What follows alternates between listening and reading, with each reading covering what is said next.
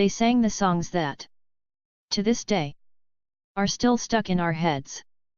For better, wide open spaces, or for worse, achy breaky heart.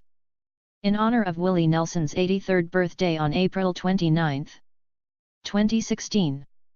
Wonderwall.com is remembering the artists who shaped country music. Starting with the Red-Headed Stranger, whose career started all the way back in the 50s. After years of struggling to make it as an artist, Willie released his debut album, And Then I Wrote, in 1962. The rest, as they say, is history. Now keep reading to see what more of your favorite country crooners of yesteryear are up to now. Related, the 50 biggest country stars. Willie Nelson went on to release 68 studio albums, including 2016's Summertime, Willie Nelson Sings Gershwin, 10 live albums and 37 compilation albums.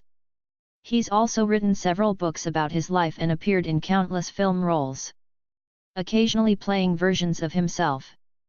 The marijuana enthusiast is currently married to his fourth wife, Annie D'Angelo, with whom he shares 2 of his 7 children.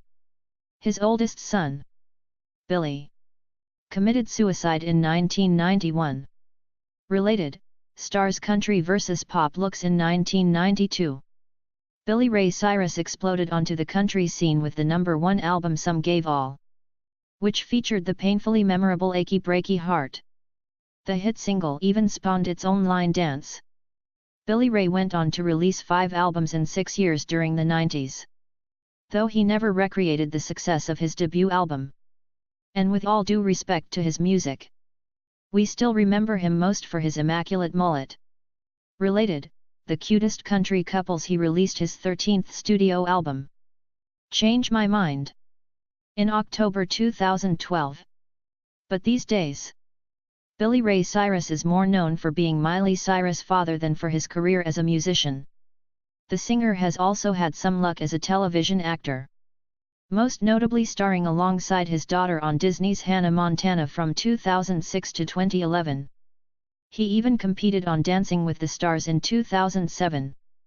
The father of 6 and his second wife, Tish Cyrus, have also made headlines in recent years for their off and on marriage composed of lead singer Natalie Maines, plus sisters Marty Irwin McGuire and Emily Irwin Robeson. The Dixie Chicks were once at the top of the charts and near and dear to country music fans' hearts, until they weren't. Though the group netted a few Grammys, CMA Awards and ACM Awards, the Chicks courted controversy in 2003 when, 10 days after the United States invasion of Iraq, Natalie told a London audience, "We don't want this war, this violence, and we're ashamed that the President of the United States is from Texas." Thus, the group lost favor with many conservative country fans since 2003. The Dixie Chicks have only released 1 studio album, 2006's Taking the Long Way. But that hasn't stopped them from touring. Their DCXMMXVI World Tour launched in April 2016.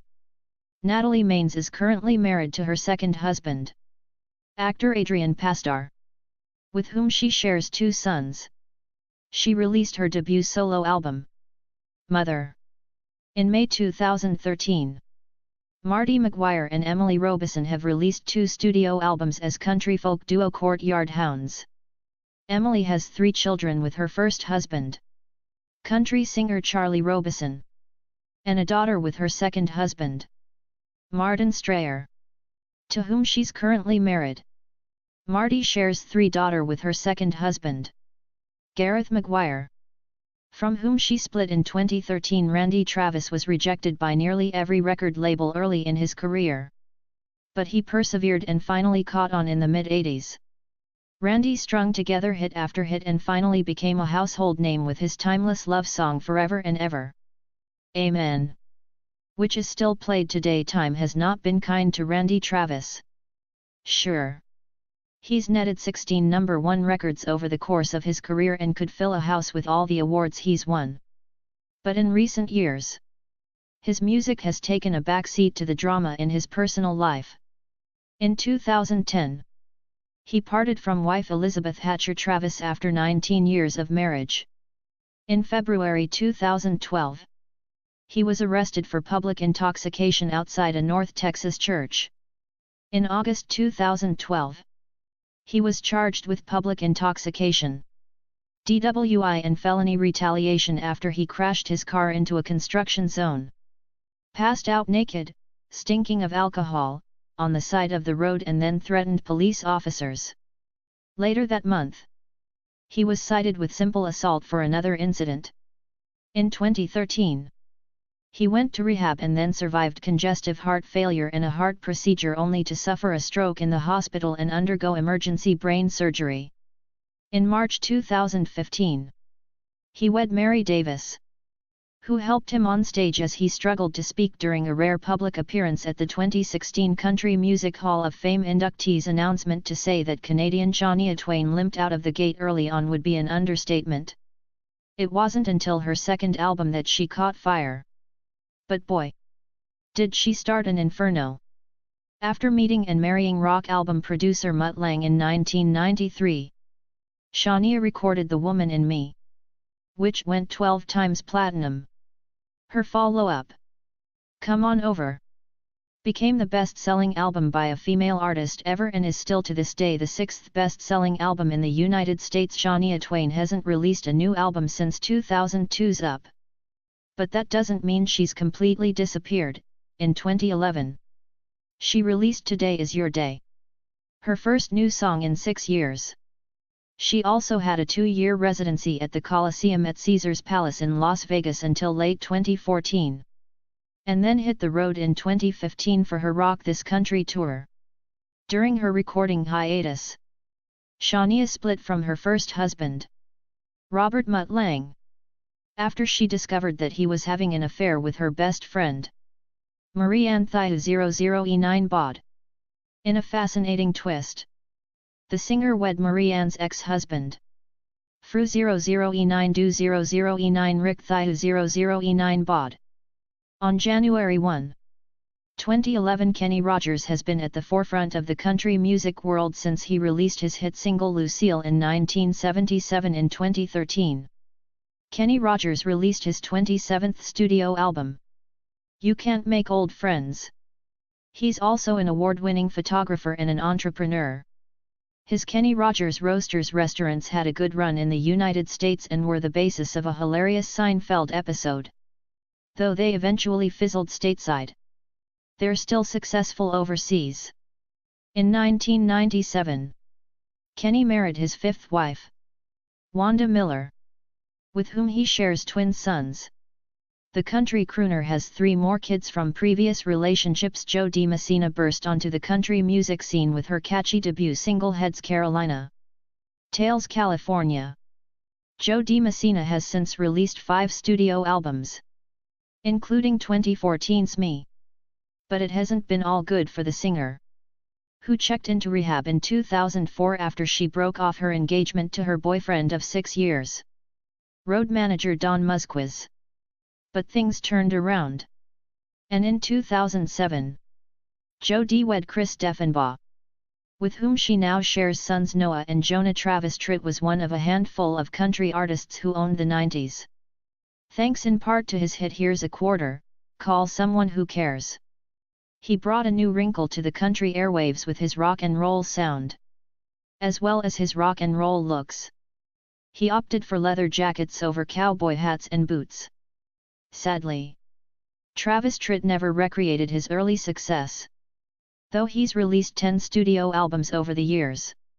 In 2012, he launched his own record label, Post Oak Recording, and re-released his 2007 album Storm as the Calm After.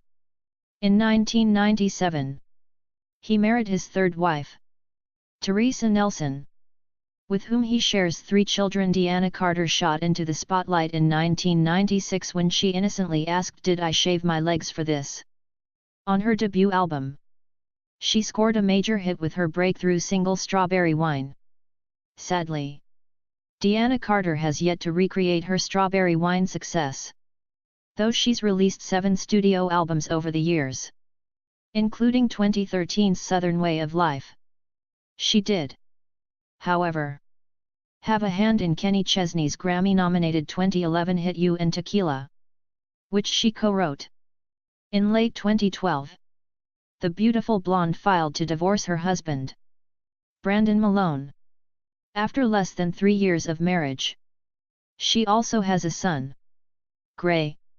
From a previous relationship, Joe Nichols jumped from record label to record label before he finally scored his first hit with The Impossible in 2002. Joe Nichols has since released 8 studio albums, including 2013's Crickets, and scored 5 #1 singles. But life hasn't always been a breeze for the country star, who checked into rehab for substance abuse issues in October 2007. Just a month after he wed his girlfriend of 12 years, Heather Singleton. The duo, who suffered 5 miscarriages on their path to becoming parents, now share 2 daughters, Dylan and Georgia. Joe also has daughter Ashlyn from a previous relationship, Gretchen Wilson, who grew up in trailer parks. Clearly never saw the word redneck as disparaging. In 2004, she released her debut single, Redneck Woman, which went straight to #1. The singer is considered the godmother of Music Mafia, a group of country artists who informally played together starting back in the early aughts. Gretchen Wilson released her 5th studio album, Right on Time, in 2013 on her Redneck Records label, which she launched in 2009. The country star, who dropped out of high school when she was just 15, made headlines in 2008 when she decided to take her GED to officially become a high school graduate. Gretchen has a daughter, Grace, with ex-boyfriend Mike Penner.